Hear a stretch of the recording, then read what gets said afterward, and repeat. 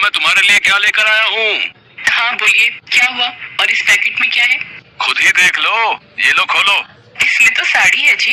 हाँ पता है मुझे। ये साड़ी किसके लिए है? अरे मेरी प्यारी बीवी, ये तुम्हें दी है तो तुम्हारी हुई ना। ये तो बहुत प्यारी है, पर इसकी क्या जरूरत थी? इतना तो हम पैसा बचा भी नहीं पाते, और ये फालतू के खर्चे क्यों किया आपने? अरे पगली, मैं वैसे भी तुझे कहाँ कुछ दे पाता हूँ, एक साड़ी ही तो है। तू कभी कुछ नहीं मांगती मुझसे।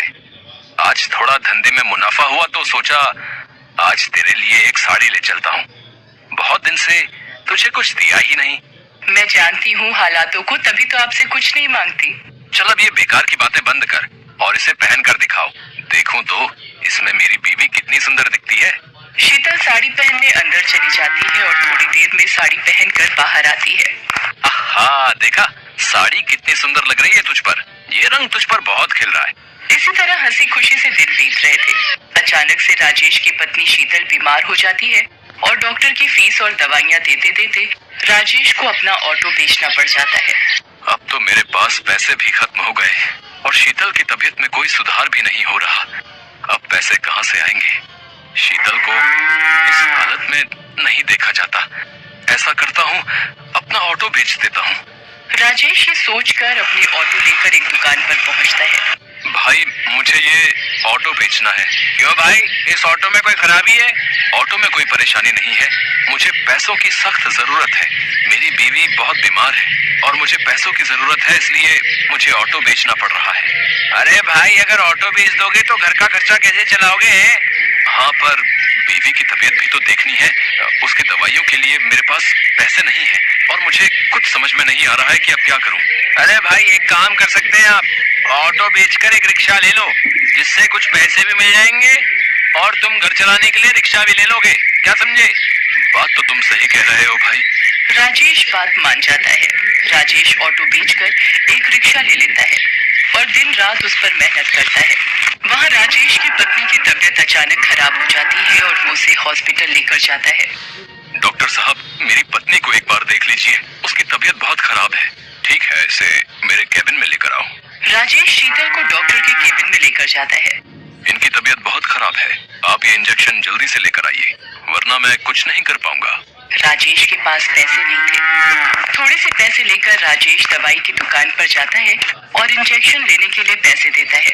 इनमें 10 रुपए कम है। भाई मुझे इंजेक्शन दे दो, मेरी बीवी की तबीयत बहुत खराब है। पहले 10 रुपए लेकर आओ प्लीज, मुझे ये इंजेक्शन दे दो, नहीं तो मेरी बीवी मर जाएगी। भाई मेरे पास यही पैसे हैं और मुझे इंजेक्शन की बहुत जरूरत है। राजेश उसी दुकान के सामने रोने लग जाता है। उस दुकान वाले से रोते रोते अपनी बीवी के लिए इंजेक्शन मांग रहा होता है, लेकिन वो दुकान वाला बहुत लालची था। वो राजेश को वहाँ से भगा देता है। अरे कुछ भी करो, मुझे 10 रुपए दो तभी इंजेक्शन मिलेगा, वरना निकलो यहाँ से। राजेश बिना इंजेक्शन के ही वापस आ जाता है और उसकी बीवी का देहांत हो जाता है। राजेश अपने बेटे के साथ रहने लगता है। उधर दुकानदार, जिसका नाम विपिन था, जहाँ राजेश के पास पैसे न होने पर उसने राजेश को धक्का देकर भगा दिया था, वो एक बहुत ही लालची दुकानदार था। वो दवाइयों से बहुत पैसा कमाता था, इसीलिए उसने अपनी बहुत जायदाद कर ली थी।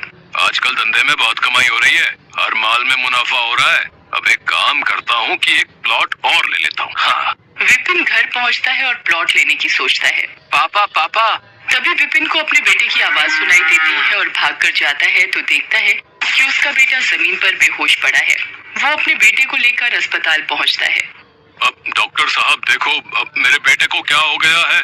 ये बेहोश कैसे हो गया? पता नहीं, जब मैं इसके पास गया तो ये बेहोश पड़ा हुआ था। मुझे इसका चेकअप करना होगा। डॉक्टर उसका चेकअप करता है तो वो विपिन को बताता है। अब क्या हुआ डॉक्टर? मेरा बेटा ठीक तो है? नहीं। क्या हुआ डॉक्टर? आप जरा तसल्ली रखें। अब क्या बात है डॉक्टर साहब, ऐसा आप क्यों कह रहे हैं? मुझे बहुत दुख के साथ कहना पड़ रहा है कि आपके बेटे को कैंसर है। विपिन के पैरों तले जमीन खिसक जाती है और अब संभालिए अपने आप को। ये क्या कह रहे हो डॉक्टर साहब? ऐसा कैसे हो गया? ये सच है विपिन जी। अब क्या कर सकते हैं? मेरा बेटा ठीक तो हो जाएगा ना? हाँ, उसके लिए कुछ महंगी दवाइयाँ जरूरी हैं और कुछ टाइम इलाज करना पड़ेगा और आपको थोड़ा सब्र रखना पड़ेगा। विपिन अपने बेटे का इलाज करवाना शुरू कर देता है। इलाज में बहुत पैसा लगाता है पर उसका बेटा ठीक नहीं होता। एक दिन उसके बेटे की तबीयत ज्यादा खराब हो जाती है तो डॉक्टर उसे दवाई लेने के लिए भेजते हैं। जैसे ही दवाइयों की दुकान पर जाता है दवाई मांगता है। अब भाई मुझे ये दवाई जल्दी से दे दो। ये दवाई तो बहुत महंगी है, क्या तुम्हारे पास इतने पैसे हैं? विपिन अपनी सारी जमीन जायदाद गंवा चुका था उसके इलाज में। अब उसके पास कुछ भी नहीं था, सिर्फ चंद रुपयों के अलावा। वो अपने सारे पैसे उसको दिखाता है और कहता है कि मेरे पास ज्यादा नहीं है, बस यही रुपए हैं। इतने में दवाई नहीं आएगी, 100 रुपए और चाहिए। पर भाई मेरे पास इतने ही पैसे हैं तो दवाई नहीं मिलेगी। जाओ और पैसे लेकर आओ, जाओ। अब मेरा बेटा बहुत बीमार है, मैं आपके 100 रुपए जल्दी ही चुका दूंगा। चलो हटो, निकलो यहाँ से, पहले 100 रुपए लेकर आओ। तुम्हारे जैसे रोज आते हैं, चलो भागो यहाँ से गरीब कहीं के। विपिन को पता था कि ये दवाई बहुत सस्ती है और दुकानदार उसे बहुत महंगी बेच रहा है। विपिन उस दुकान वाले से रो रो कर दवाई मांगने लगता है और तभी उसको वो दिन याद आता है जब उसने भी किसी जरूरतमंद को सिर्फ 10 रुपए के लिए दवाई नहीं दी थी। वो अपनी गलती मानता है और समझ जाता है कि करनी का फल तो भुगतना ही पड़ता है और विपिन बहुत रोता है। तभी दुकान वाला विपिन की हालत देख उसके पास आता है और उसको दवाई दे देता है। विपिन को दवाई के कारण अब बहुत देर हो चुकी होती है। अब कुछ देर में अस्पताल नहीं पहुंचा तो उसके बेटे का बचना मुश्किल था। विपिन भागते हुए जाने लगता है लेकिन उसे पता था कि वो ऐसे नहीं पहुंच पाएगा, इसलिए कई लोगों से अस्पताल छोड़ने को कहता है लेकिन उसके पास पैसे न होने पर कोई भी उसको अपनी गाड़ी में नहीं बिठाता। अगर मैं जल्दी ही अस्पताल नहीं पहुंचा तो मेरा बेटा। जब वो जा रहा होता है तो उसे ठोकर लगती है और वो गिरने लगता है। तभी एक रिक्शे वाला उसे आकर थाम लेता है। वो वही रिक्शे वाला होता है जिसको दवाई देने के लिए विपिन ने मना कर दिया था, लेकिन फिर भी वो अपने रिक्शे में विपिन को बिठा लेता है और पूछता है, भाई तुम्हें कहाँ छोड़ दूं?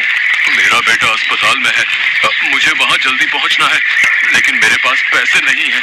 कोई बात नहीं, आप परेशान ना हो, सब ठीक हो जाएगा। मैं आपको वहाँ बिना पैसों के छोड़ दूंगा। विपिन बैठे बैठे बस अपने किए पर पछता रहा होता है। उसका लालच उसके सामने आ रहा था। वो अपने किए पर बहुत पछता रहा था पर समय निकल चुका था। मैंने दूसरों का बहुत दिल दुखाया है और शायद इसीलिए आज मेरी ये हालत है। इसी वजह से मुझे आज ये दिन देखना पड़ रहा है। मैंने न जाने कितनों को दवाई नहीं दी, कुछ पैसों के लिए, और आज मैं भी वहीं खड़ा हूँ।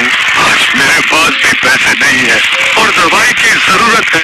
सबको ऐसा ही महसूस होता होगा जैसा कि मैं लाचार महसूस कर रहा था। विपिन हॉस्पिटल पहुंचता है और वहां जाकर दवाई डॉक्टर को दे देता है। वहां उसके बेटे की तबीयत और खराब हो रही होती है। ये सब उससे देखा नहीं जाता और उसकी आंखों से आंसुओं की धारा निकल पड़ती है। तभी उसको भगवान की मूर्ति दिखाई पड़ती है। भगवान, मेरे कर्मों की सजा मेरे बच्चे को मत दो। जो सजा देनी है मुझे दे दो, पर मेरे बच्चे को बख्श दो। और ये कहकर वो फूट फूट कर रोने लगता है। तभी डॉक्टर वहां आते हैं और बताते हैं कि उनका बेटा अब ठीक है।